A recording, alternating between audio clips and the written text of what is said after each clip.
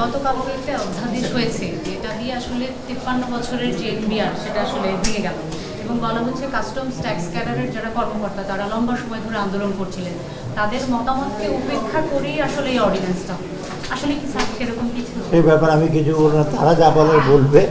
আমরা যেটা করেছি অধ্যাদেশটা ভালো করে অধ্যাদেশটা পড়ে দেখেন ভালো করে। তাদের স্বার্থ সম্পূর্ণভাবে সংরক্ষিত আছে। পলিসি একটা ডিভিশন হবে, এটা অত্যন্ত ছোট একটা ডিভিশন। অর্থাৎ এনবিআরে আপনার ইসে করার চিন্তা করার দুশ্চিন্তা করার কোনো কারণ নেই।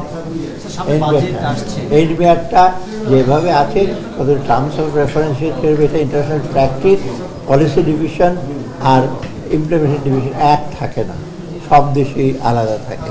কারণ পলিসি ডিভিশনটা একটু প্রফেশনাল লোক দিয়ে কাজ করতে হয় এবং অর্থনীতি, পরিসংখ্যান, দেশের জিডিপি এইগুলোর সম্বন্ধে ধারণা থাকতে হয়। আর এনবিআর করবে একটা ইমপ্লিমেন্ট। কারণ এনবিআর যদি পলিসিও করে, মানে যাদের খালি কাজ হলো কালেক্ট করা, এটা কনফ্লিক্ট ইন্টারেস্ট। স্বাস্থ্যকর অল টাইম ফ্যামিলি কেক, সব সময় অল টাইম হেলদি লাইফ।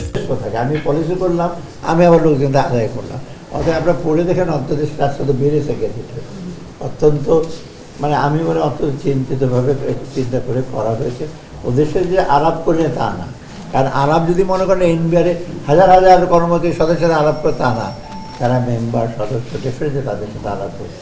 ওদিকে আবার প্রশাসনের লোকের কিছু মন্তব্য আছে, তাদের সাথে আলাপ করা। স্যার প্রশাসনের কথা বলছিলেন স্যার, 26 ক্যাডার যদিও একটু অন্য প্রসঙ্গ, 26 ক্যাডারে এই অন্তর্বর্তী সরকার দায়িত্ব নেওয়ার পরে আন্দোলন করেছে, তারা নিজেদের ক্যাডারে নিজেদের মানুষ চায়। স্যার একটু শেষ করি, সেখানে এনবিআরের মতো জায়গাতে আবার অ্যাডমিনের বলা হচ্ছে, মানে তারা অভিযোগ করছে যে অ্যাডমিনকে অনেক বেশি ইনক্লুড করা হচ্ছে। ওটা ঠিক হয় না, রাজস্ব আদায়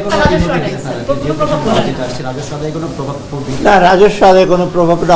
আমরা এই পর্যন্ত যেটা অলরেডি কিন্তু রাজস্ব আদায় গতবারের তুলনায় 2% কিন্তু বেশি হয়েছে, খুব হতাশাব্যঞ্জক না। আমি আরও এক্সপেক্ট করছি অ্যাটলিস্ট গতবারের চেয়ে কম তো হবে না, যে বলে 2%।